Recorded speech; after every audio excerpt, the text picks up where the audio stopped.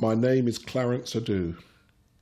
16 years ago, when I was a busy professional trumpet player in an orchestra, I was involved in a serious motoring accident. In a split second, my life completely changed as I became disabled, paralysed from the neck downwards.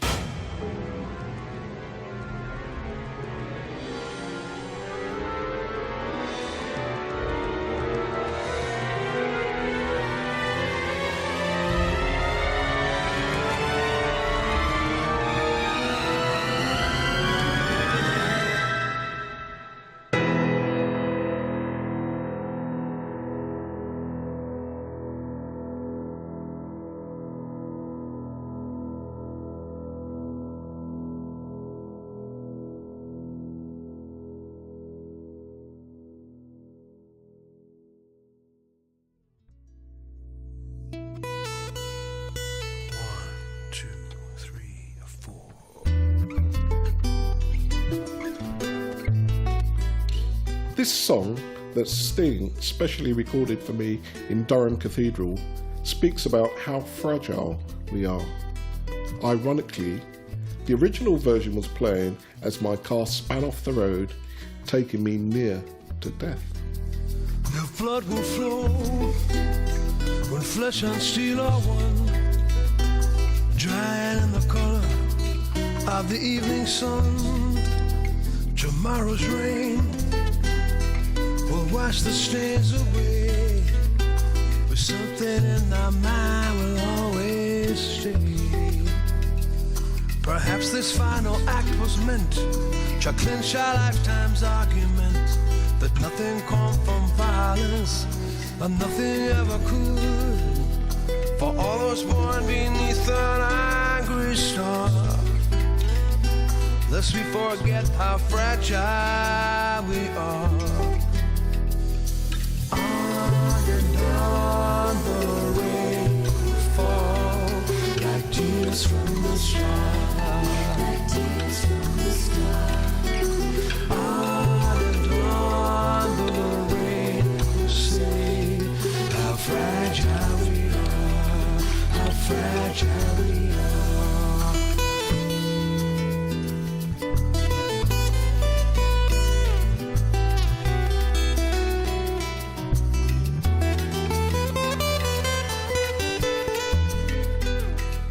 As time moved on, I discovered, along with my faith, that music had become even more relevant in my life.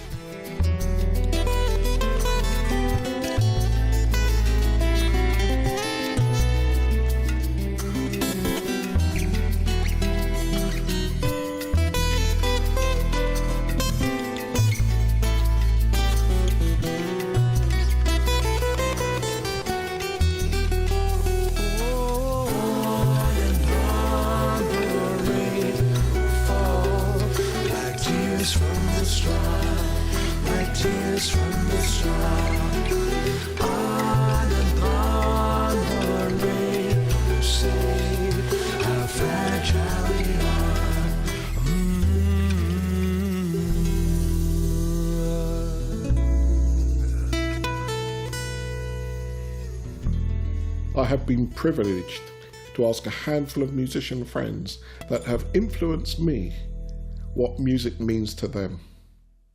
I went to do a gospel thing once. I can't remember where I was, and this lovely black girl stood up and she said, "I loved your gospel song." And I said, "Which one?" She said, "We Don't Talk Anymore." It's so funny how we don't talk anymore. It's so funny why we don't talk. I said, "No, but we don't talk anymore. It's not a gospel song."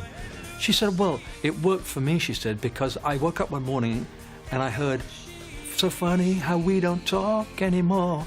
And she said, "I realized that I'd stopped praying." How we don't talk anymore.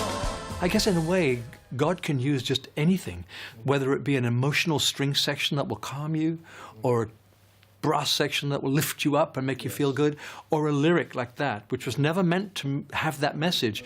We Don't Talk Anymore is actually a very sad song. It's about a relationship breaking down. It's so funny how we don't talk anymore. Well, in a way, funnily enough, her relationship with God had broken down to an extent. She wasn't talking to him anymore. When I was lying in hospital, friends obviously came to see me quite soon, and within about 24 hours I had a Walkman and a means of playing some music. There were so many things and thoughts and things going around in my head that there were no answers for. Emotions and things, and music was an amazing form of counselling for me.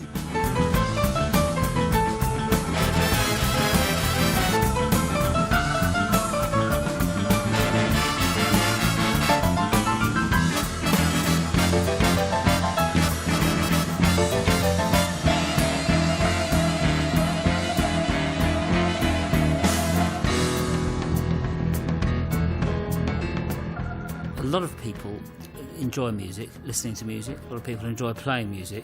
And I think when they're doing that, they sometimes forget that what an incredibly powerful force music is. Before the accident, I was freelancing predominantly in and around London.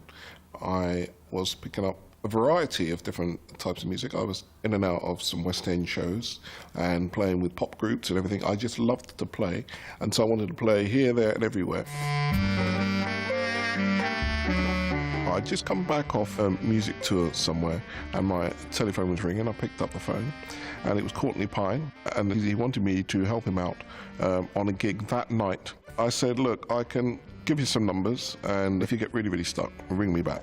He rang around and had no joy, rang me back, and I became a member of the band for 5 years after that.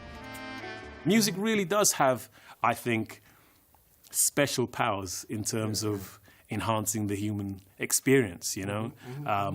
We're brought up in the Western world, and a lot of that is diminished in terms of looking at a score. You read a score and that's it. That is music. But I come from the experience of it's beyond the score. A lot of the musicians I've learned from don't need the score, even though they're playing very ancient, old, traditional styles of music. They've learnt that that's just a vehicle or a basic... Thank you. And there are rhythms which move your body. There are rhythms that move your soul. There are rhythms for weddings. There are rhythms for coming of age.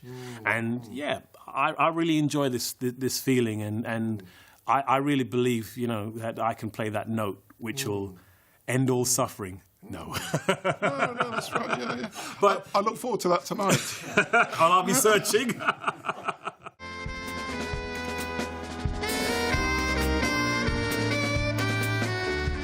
There's a pianist called Derek Parvacini who is blind and also was starved of oxygen when he was being born and has various learning difficulties, but can play the piano amazingly.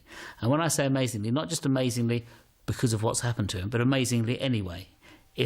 And again, when he plays, there is no disability. It's the opposite. Whatever the opposite of a huge amount of ability, more ability than other people have got. And I think that's the great thing that music enables people to do.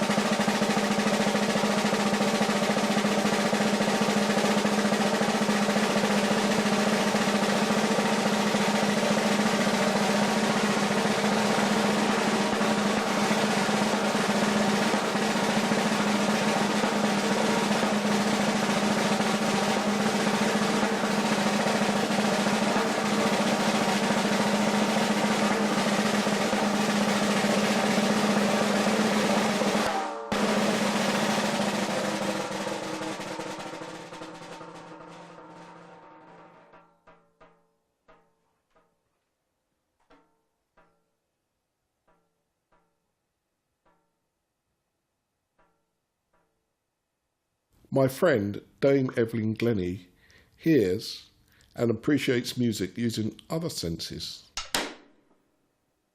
What about this hearing impairment? When did that happen? Really from the age of 8, that was when the nerves started deteriorating, and I had mumps when I was very little. Yes. And by the time I was 12 years old, I was reliant on hearing aids. And then in the classroom, I'd wear a phonic ear. Yes. And this is all very dated stuff nowadays, because the technology, as you would be aware, you know, just continues to advance, develop, and so on. Thankfully, indeed. And so I found that for me, I went through a period where I needed volume, and I thought in order to hear, everything needed to be extremely loud. So my whole sensitivity towards playing was really affected, because I was just really hitting everything, as opposed to really thinking, you know, what is sound? And sound is vibration, but I had no idea about that. And then suddenly my teacher at school, who was an amazing man, he said, Evelyn, you know, there's so much resonance coming out of this timpani, for example. Are you feeling that anywhere? And I'd strike it, and I said, well, I think I can feel it maybe in the lower part of my body, or maybe we played a glockenspiel. Ooh, I think I can feel it up here, you know, but it was just general kind of observations. And then he would strike 2 timpani, and we only had 2, and he would say, place your hand on the wall, because these were very thin walls, you know, the music room walls were extremely thin, almost like a hut. And he would strike a drum, and he would say, well, where are you feeling that? And I said, well, I'm feeling it from there to there or something. And then he would strike another pitch. Oh, actually, I'm feeling it from there to there. And then another pitch. Wow, from there to there. And it went on and on like that. So for me, suddenly, to know that there's a difference between maybe, you know, holding a stick really tightly and striking something. Yes. Or holding a stick as though the hand is like a resonator, suddenly opened the sound up and allowed it to travel through the shaft. Right. So it allowed a different kind of action in my playing. So the action really came from this part of the body rather than this part. So it created a much bigger awareness and sensitivity towards dynamics, towards sound colour, towards the projection of the sound, how you project the sound, and that type of thing. You know, as we've been talking, now and again, I've just, you know, put my hand on the drum, and your voice comes through the drum. Oh, really? Absolutely. You it can comes hear that? through the drum. Wow. It's fantastic. So you're using, well, you could use that sometimes too. I sometimes use it if I'm watching television. Not the drum, but I just might hold a bit of paper. Right. You know, right. you could do the same with a balloon. Yes. You know, just there are certain times when I really like to have just that extra something coming through. Just really, really simple.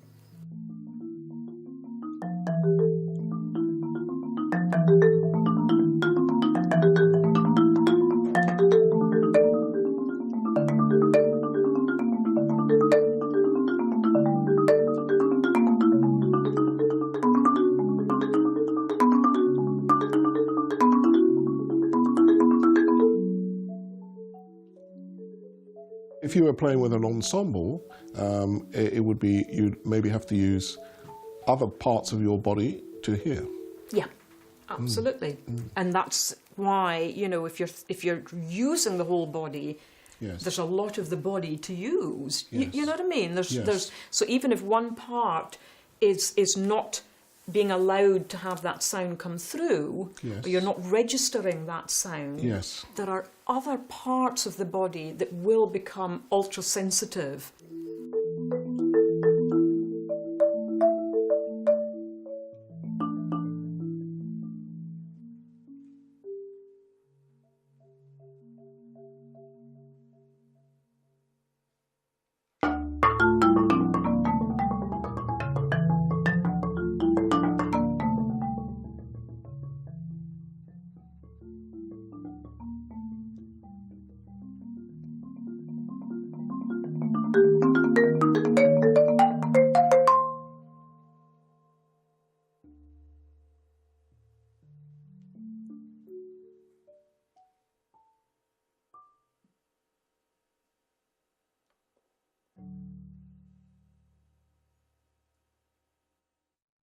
you've never stopped being a musician. No.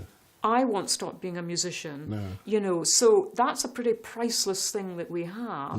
And we can always share that with other people. You know, nothing's stopping us doing that either. No. You know, nothing's stopping us from learning more, from, you know, using those senses to grasp more and to feed more into our system so that then we can give more to other people, really.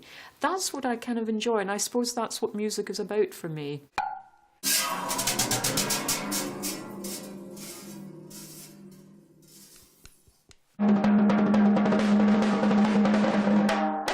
Thank you so much, Pleasure. Dame Evelyn Glennie. You're welcome. Thank you. Sawubona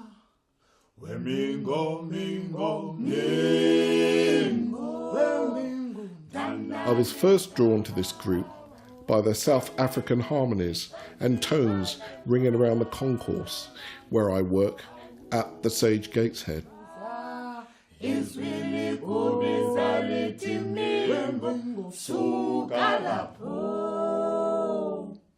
Sawubona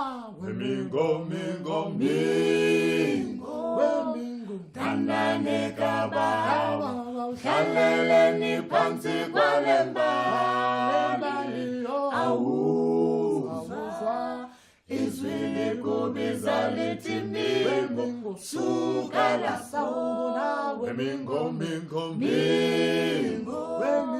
tandane kababa, hlaleleni phansi kwalembali, awuzwa izwi likubiza lithi mingo, suka lapho.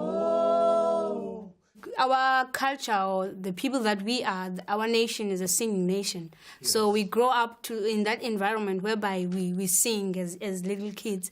But for me to take music as a career or as something that I live out of, it's sort of like I can't imagine myself without music. Yeah. So music to me is life. Music is who I am. So that's how important music is to me. Apart from the fact that I grew up from a singing nation, but for me it's that if I'm not a musician, then who am I? So it's the way that I identify myself.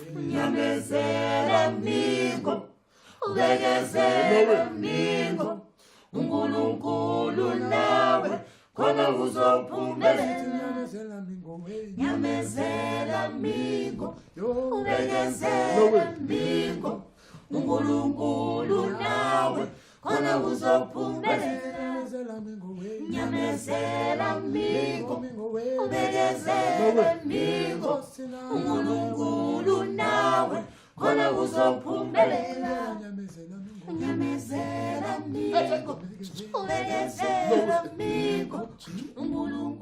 Composers can use the human voice to transport us to another world with its timbre, flexibility and harmonic treatment.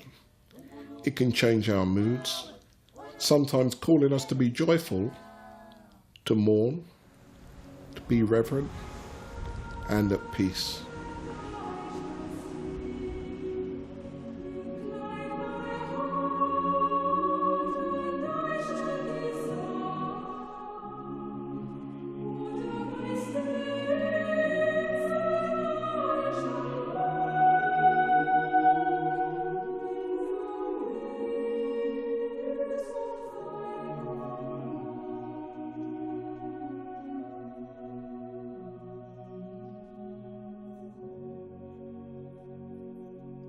I come to this very church sometimes to just sit and be quiet and gather ideas and reflect. And next door, I've got a little composing cottage, which is where I come for peace and quiet. The phone doesn't ring, no one knows the number. I don't get much in the way of passing visitors. And the thing with composition is you have to force yourself to do it. Even the most devoted composer will say that the hardest thing in the world is getting started. Well, I was an only child and spent quite a lot of time by myself. And my parents had an old upright piano in their flat, which was only there because we were the top flat, and I think the previous occupants had left it behind because they couldn't get it down the stairs again. And it was just there, hadn't been tuned for years. And one day I discovered it. I don't truthfully remember how old I was. Maybe I was 3, 4, 5 years old. And I started playing, and I found that I loved it. And I spent hours just playing along and singing in my little piping treble voice. And one day someone came to the house. My parents weren't musicians, see. And this visitor said, "Do you realise that boy is playing by ear the signature tune to some radio show or other?"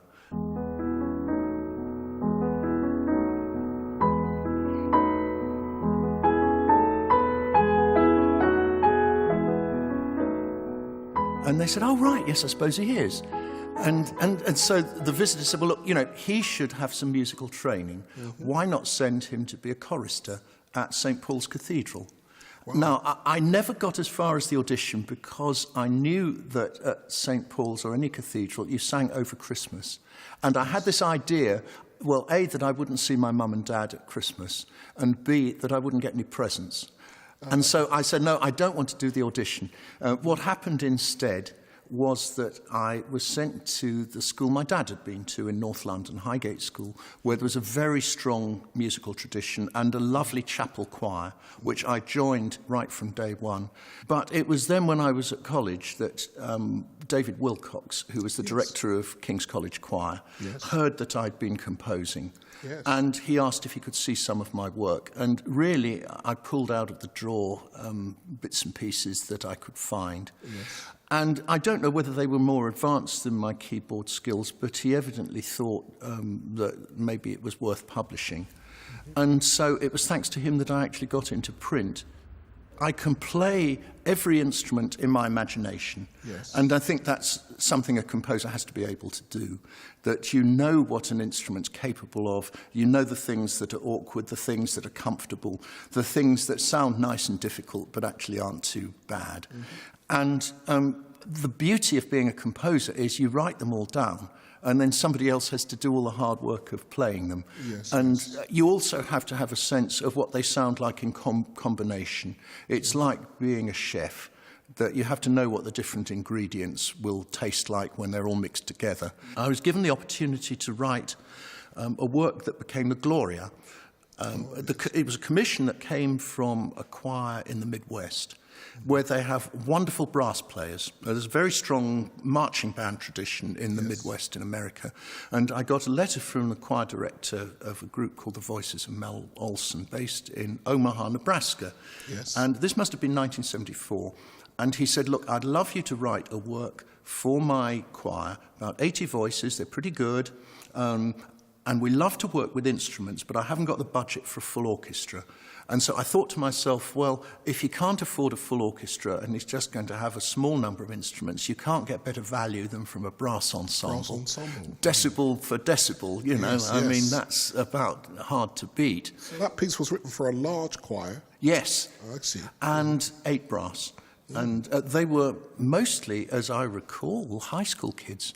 But gosh, they played up a storm. They were really wonderful. And he said, make it about 20 minutes long, preferably a sacred text and a well-known one. Yes. And remember that our audience are very loyal, but they're not heavily into difficult contemporary music. So make it something accessible. And that just chimed in with what I've always believed about music, that it's for everybody. Performing the Gloria can send a tingle down your spine, especially in a church acoustic.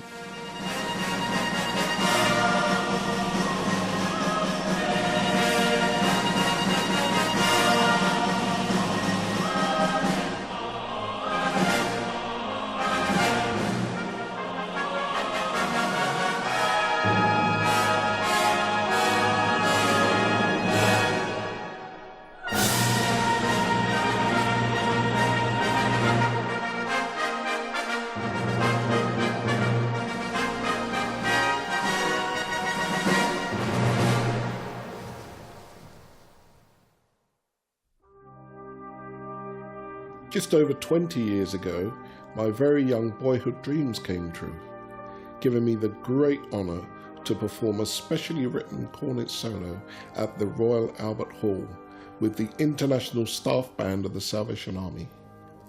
What an immense privilege.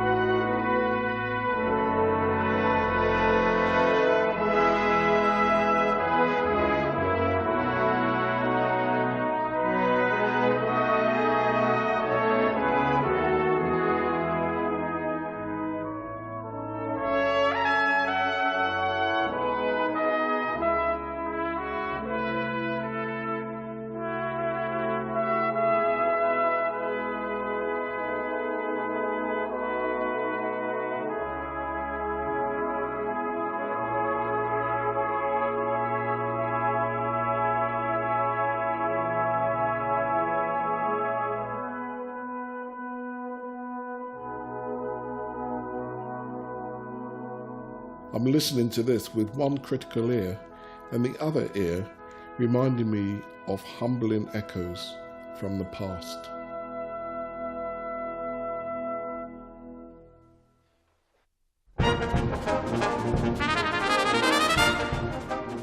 I'm always interested and greatly inspired by hearing some of the amazing young players today.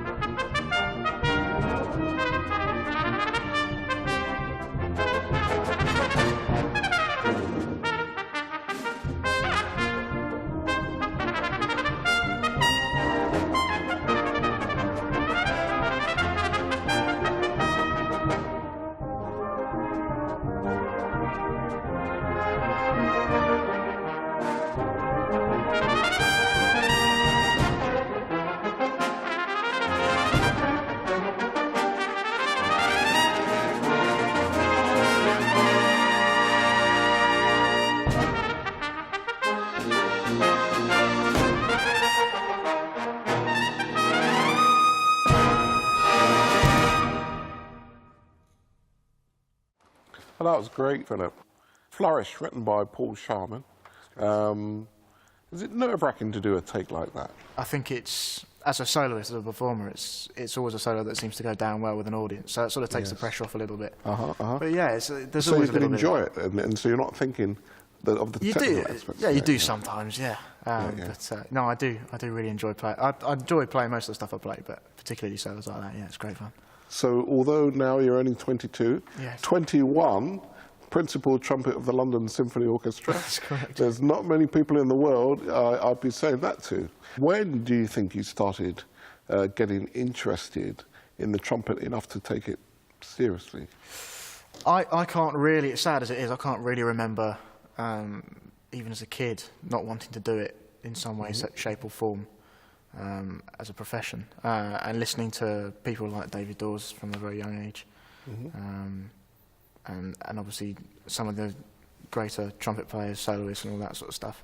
I realised very early on, I mean, I was handed a cornet when I was 3.5, and 3.5? Yeah, someone should have given me a football or something. But, So in your family, though, you come from a history of very, very good cornet players. I started playing when I was 3.5, and then I had my first lesson when I was 7. Dad refused to teach me until I was 7. Until you were 7. Okay. Yeah, I think it was something to do with the teeth setting in. And, And where do you go now? I know it's possibly quite an arrogant thing to say, but I feel very at home with the job. I'm being looked after very well by the lads, and it's quite frankly the job I've always wanted to do. So I'm very lucky in that respect that I've achieved it so young. But in the immediate future, certainly, I don't really see myself doing anything different to what I'm doing now. You know, I'm having a great time, playing some great rep with, in my opinion, what do I know, but one of the best orchestras in the world. And I'm having a ball. And that's what I've always wanted to do, really, enjoy it, as well as doing it at the highest level. And so I was speaking only the other day to one of your colleagues who, since your appointment, is still consistently amazed daily at what you're doing. So that's a real compliment. So, is that on a playing front? Yeah, no, definitely, yeah. So keep up the good work. Thank you very much. Cheers. When I was at studying trumpet at the Royal College of Music, my teacher said to me, your next lesson is going to be at Abbey Road Studios. And I said, well, who's that? And he said, there's a French trumpeter who was over, Maurice Andre, who was known to all of us trumpet players at that time. And he was spending a whole day recording at Abbey Road Studios. I went there, was totally blown away by everything, every note that he played. And so after his day, I was in the cafe having a coffee. I spotted across the room a lad that finally came round to come out with this embarrassing statement saying, excuse me, but you really look like Wynton Marsalis. And he said, I am. And he pointed down to his trumpet case on the ground. And I said, well, what are you doing here? And he said, I'm over to record the Haydn and Hummel trumpet concerto this evening. And I said, wow, and I was full of enthusiasm. So he invited me to go to that recording session. Well, what a fantastic day I had. And so for about 20 years, we've always kept in touch, and whenever he's in the country, I go along and track him down and try and criticise his playing.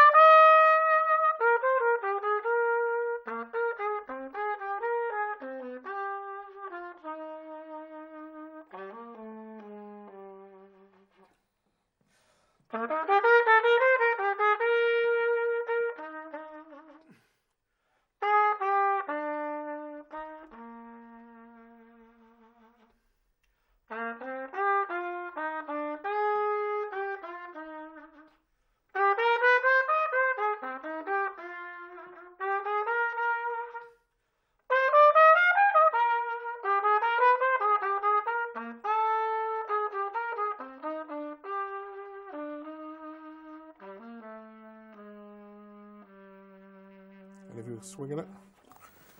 What if you were swinging it? I don't know. That was it.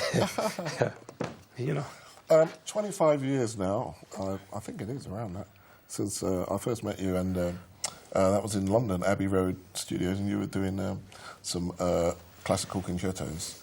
At that time, being a young student, I was blown away by your technique and virtuosity. And then later realised that I think what makes you so popular and what people are maybe unaware of is how much of yourself you're putting into the trumpet. Because there are so many people that play all these concertos and things like that. Well, what do you think is this?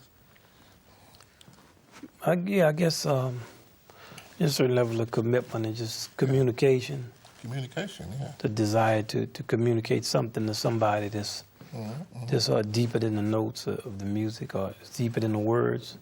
I mean, we all use the same words, but sometimes if you have a skill for it or a gift for it, of communication, you have the desire to communicate that thing, and you're willing to pay whatever price you have to pay to be able to communicate it. And then if you have the courage to communicate and then the fortitude to continue to communicate it, and you don't get discouraged. Yes. Do you think this is something you can teach? No. No. That's interesting. Yeah. I don't think that. No. Because I think that it requires a lot of energy. Yeah. And if you have the energy for it, you have it, and then it requires an integrity which cannot be necessarily taught. I mean, somebody can be an example, but you can't teach a person. You can't teach someone how to believe in personality something. and heart and things and so on. Well, it's a belief. Yeah. And sometimes you have a belief that's so strong you're willing actually to die for it. Or we're just musicians, so in this time we don't have to die for it. So if you're saying that you can't teach this, which I agree, I think, to a certain extent, I spoke to you about 5 years after you'd recorded these concertos and maybe the Carnival one with the cornet and stuff, and you said to me at that time you'd wish you could revisit those, because what you have learned since then. So what would you have done differently to the pieces? My phrasing, I just would have done differently. I met an older guy in California who studied with the early cornet players. And he was singing like the phrasing, the way of waiting after the first note. It made a lot of sense. And I noticed I had heard it in a lot of music, but I don't know, I was 20-something at that time, 25, I don't know, 24 something. So if I would, now of course I won't do it again, but then I think I would have had a more sophisticated way of phrasing. He also showed me about taking away and giving. It's a lot like playing a ballad in jazz. You don't play it so straight. You kind of, if you give to the rhythm, then you take away on the back end. If you give to the front end, Billie Holiday is a master of this kind of. I'm learning from what you're saying now, and if I was picking up the trumpet again, I would start to think differently. Right. Well, that's how I was with him. You know, the musicians. I was fortunate to be able to always be around and meet different musicians and talk with them about music. Yeah. And a lot of times, I like this. The guy I'm talking about taught me and told me. About that. He knew Edwin Franco Goldman, and he could come from that tradition. And so it was illuminating on that level, because I could tie it to another aspect of my experience. It made sense to me. You grew up in a musical family, and I heard music in my house from very early ages. What would happen if music, not the trumpet, but music was taken away from you? What is it to you? What does it mean to you? Well, at this point, you know, I don't know. More for me, music has a certain level of reality in it. But if you don't have music, you're still alive, you know? So I think that there's this just spiritual reality of being. Yes, I agree. And even without music, you still have that. So, of course, I love music. I'm a musician. My entire life has been music and the study of it, and to try to learn how to hear it better and to get deeper into it. So I think for you, you've had to come to grips with such a major thing and a catastrophic thing. But I feel that with you maintained your personality, and in many ways you grew as a result of that. You know, something gets taken away and something is given. So it's like my good friend Marcus Roberts was blind, you know, and even though it's very different, it's a very different thing, but he could see at one time. So he would always talk about how if he had never seen and he was blind, his perspective would be different. But he would also always talk about how his blindness gave him another perspective and the ability to hear much better. And, and I don't mean to hear like he can hear sounds. No, The ability to hear what's going on. Like wow. he could tell you what people were like when they left the room. He'd give you a physical description. And we would always, it would be mind-boggling to us how he could do that. And then he would take us through how he did it. Or we would be learning music, long pieces, man, blue interlude, 45 minutes, and he had no music. He would learn his parts before us. And with his memory and the attention he would play to people, the attention he would pay to people, and he would always say that when a certain level of distraction is removed, then there's a certain other level of clarity. Not saying that he would prefer to be blind or any kind of patronizing, you know. Because once again, he's jazz music. There's a certain level of reality too in his talk, in his way of, you know how we are. Jazz music, we just real about stuff, man. It's just what it is.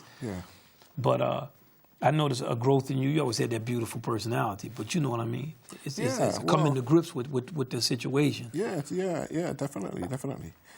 Is there anything else you want to play? Man, you know, not really. I'm here with you. I know. It's great. I don't have nothing burning up to play, but I mean, I will play. Play. I don't know, whatever you want to do. I'll play something. I was singing today with the song we used to play when. In Fairview Baptist Church Marching Band when I was 8 years old. Oh, okay. So what's it called again, sir? It's called Over in the Glory Land. Over in the Glory Land.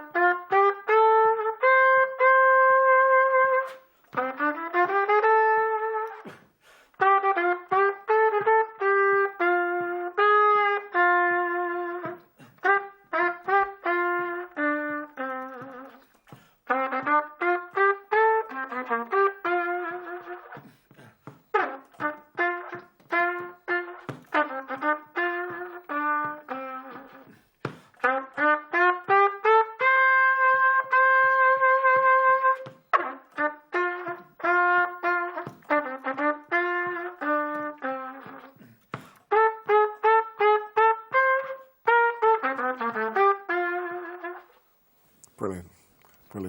Are you thinking of the words or the memory or what when you do that? Think of the words, you know, over in the glory land, over in that glory land. I think about just the stuff, boom, boom, boom. I just hear the band, boom, boom, boom, boom, boom, boom. Yeah.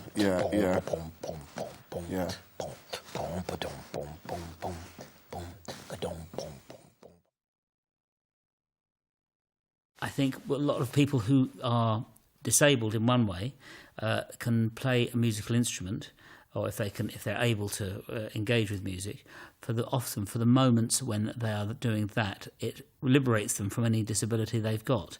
And I've seen this.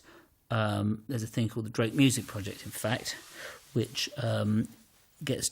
And the purpose of that charity is to get modern technology to use that for disabled people to be able to create music. So even people who are very badly paralysed can, with computers or whatever, program music. And I've seen and heard some of the things they do, and it is genuinely, the music can be genuinely beautiful. And also, when you see that, you realise the person playing the music, for those moments when the music is happening, is no longer the person with the disadvantage. They have everything going for them because they're liberated from their problems.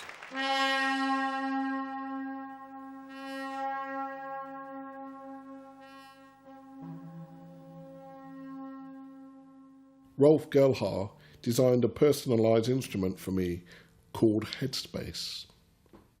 Using my ability with this programming environment, which is called Max MSP, which was designed, for musicians and composers to make electronic music, really. And then after a few discussions back and forth and seeing what Clarence wanted, what he needed, I came up with this, which in essence is 2 instruments. Now I thought that was important. You know, it's got some keyboards. Yeah, okay. Clarence knows what a keyboard means. So if there's a particular note on a particular key, he knows, and so he can play intentionally. That was really important. One of the first things Clarence did when I brought it up is he played a tune. And he said, oh yeah, I can do that, you know.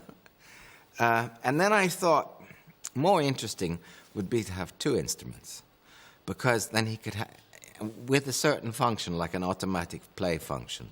So he could have one instrument playing a sound while he could play a counterpoint, a second melody to that sound. And then a lot of effects. So you can change the nature, character of the sound. You can change the way it comes in the stereo, panorama. And in essence, really complete control with also a memory. So the things that he likes, particular settings that he likes, he can store. And next time, he can have them again. Good, how are you? The idea is that you go on stage and you get to that point of no return. You're actually playing something that you've never played before. It's really exciting. And what's even more exciting is when you use new software or bring out a new equipment, you know, or work on stage for a new musician. You don't know what's going to happen. Are they going to make it? Are they going to make it through the first tune, for the first solo? That's priceless. It's almost like an out-of-body experience for me. These rehearsals that I'm doing now, it's not just a case of playing the notes and stuff. There's all other things that are going on, you know. Oh, I need to be listening, I need to be doing this, I need to be on the edge of my seat sort of thing, you know. And all that comes with performing. It's very, very, very exciting, very... And the other thing is, you know, I may have a saxophone in my hand, but that's not the instrument. The instrument is the person. Yeah, definitely. You know, and that's why I'm excited about what you're doing. Yeah, because this is a whole new instrument. Absolutely.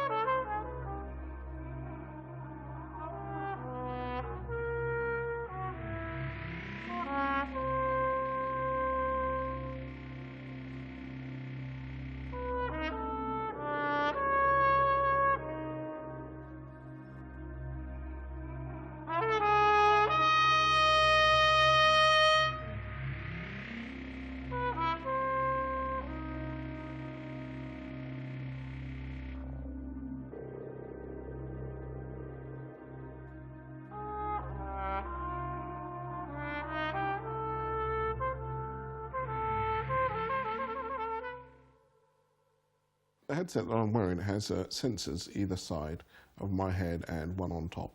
And when I move my head from side to side here, it's moving a mouse around the screen. And when I get the mouse over the desired notes that I want to activate, I blow into this tube, and that enables me to get the sounds started.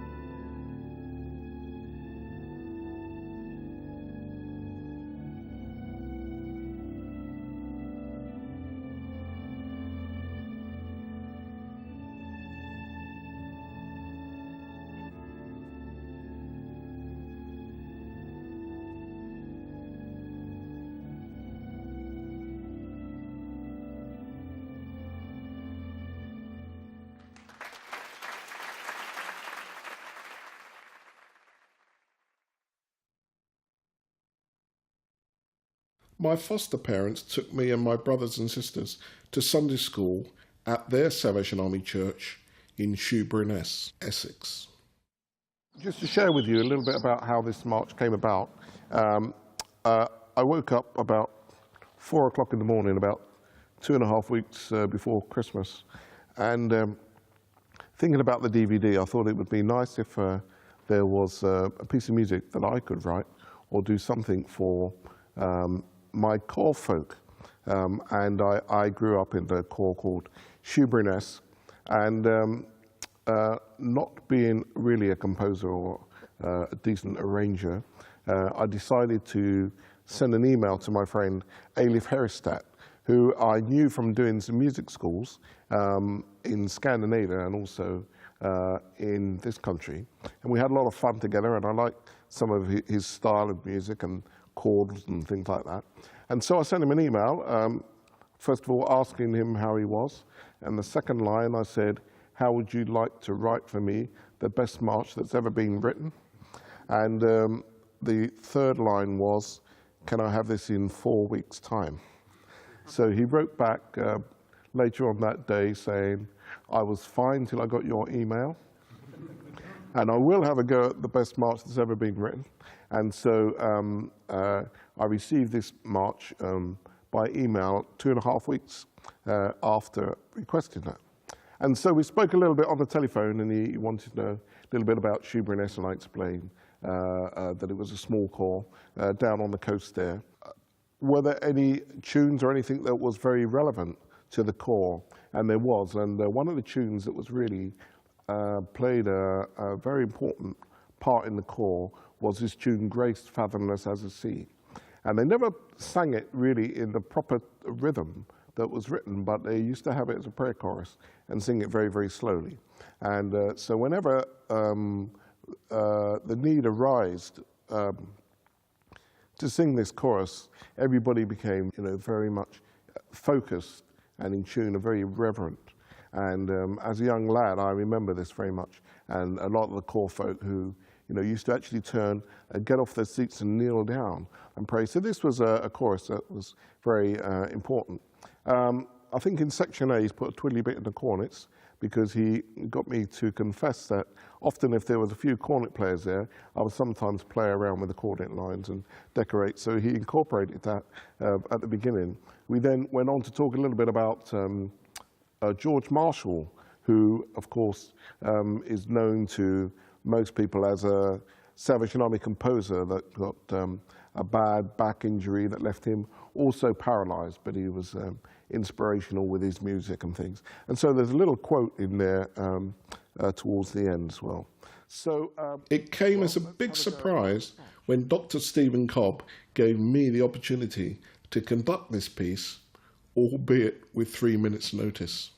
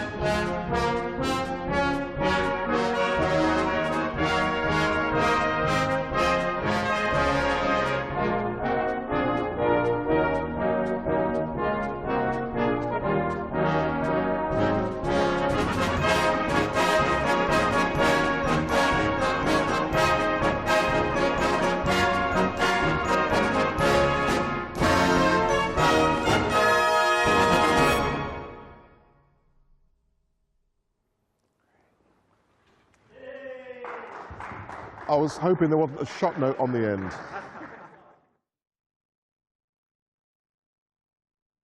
It's too easy for life to crush us. It really is. Now, you've made it up your mind to do something, and it's fantastic that you're still involved with music. And the fact that also you're not just saying, people are going to help me and give me a hand. You're actually setting yourself up to do like this DVD. You're spending your time putting it together, having the ideas for it. And I really have great admiration for you and others like you who are fighting adversity, but doing it in a way that doesn't show unhappiness, that doesn't show demoralization. So people like you are always going to be an inspiration. And it's great that I'm part of music, because I feel that I'm attached to you as well. All of us who are in music in any form, we're all sort of attached around the world. It's like a big community. Music is important to me because I can't find anywhere near words to express the world that I'm in, my thoughts and emotions. It can give me strength and encouragement. Okay, the great and easy side of it is when you can do things reasonably well and people praise you, and that has given me self-confidence in a lot of areas. It just moves me, and I would say now even more so I'm moved by listening to a simple tune. It brings me to life. Tonight we're going to play a piece of music, and you know, that piece of music, it was inspired by someone like you, because in the history of the band, the tradition is that we might play around 300 pieces of music every year, but there's one piece of music that never comes out of the pad. So whenever the band has ever been in history, there's always been one piece of music that's been with us, and it's a hymn tune. That hymn tune is officially known as Deep Harmony by Handel Parker. But the tradition is, we know it as a special piece of music, a piece of music that when we want to say farewell to somebody, when we want to say hello to somebody, when we want to show our respect for somebody who does so much for other people, it's the piece we play. We don't play it every week, we don't play it every month, but sometimes we play it, and we play it for somebody who means a lot to us. And the inspiration that you give to other people is the reason we're going to play tonight. So Handel Parker will just be for you. Thank you so much. Thank you. I've laid in bed thinking about what all the different things you could do with this tune, and I've come to the conclusion that it is as it is, and it's really just beautiful without tampering or changing it and playing around with it. And speaking to Nick, that's how you perform it anyway. So let's just do the third bar onwards. Third bar, 3, 4.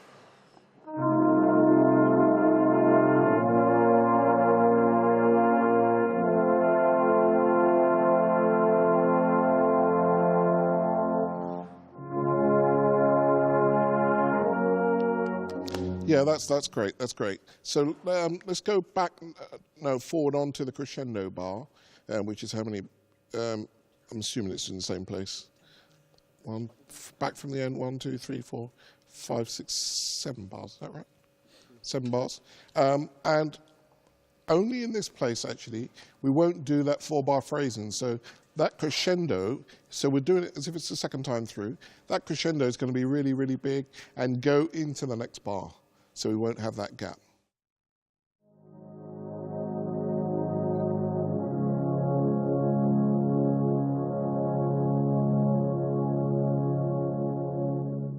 Very, very beautiful. Is anybody unhappy about anything? Okay.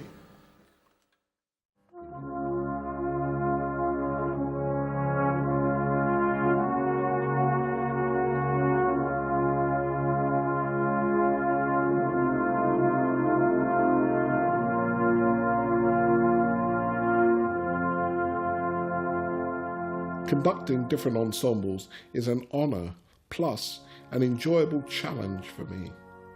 The musicians have to bond with me to make it work.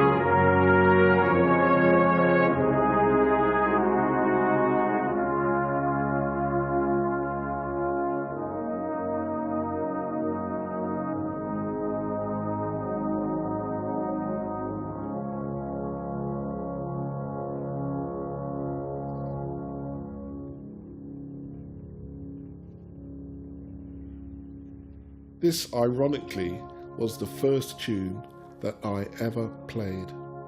Not even in my boyhood dreams, when lying on my bed listening to music and following music scores, could I have imagined the path that music has taken me, enriching my life and my faith, resulting in a source of hope, not just for myself, but to share with other people of all ages worldwide.